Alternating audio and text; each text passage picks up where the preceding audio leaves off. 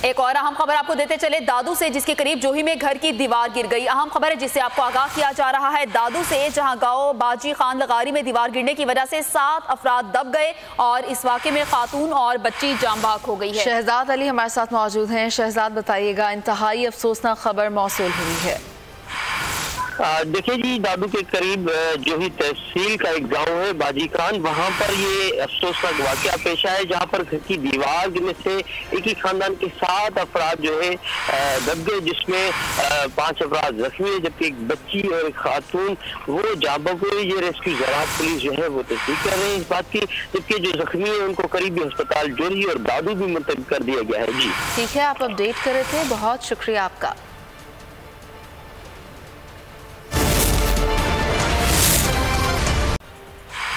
एक और अहम खबर आपको देते चले दादू से, जिसके करीब जोही में घर की दीवार गिर गई। अहम खबर है जिससे आपको आगाह किया जा रहा है दादू से, जहां गांव बाजी खान लगारी में दीवार गिरने की वजह से 7 अफराद दब गए और इस वाक़े में खातून और बच्ची जाम बहक हो गई है। शहजाद अली हमारे साथ मौजूद हैं। शहजाद बताइएगा, इंतहाई अफसोसनाक खबर मौसूल हुई है।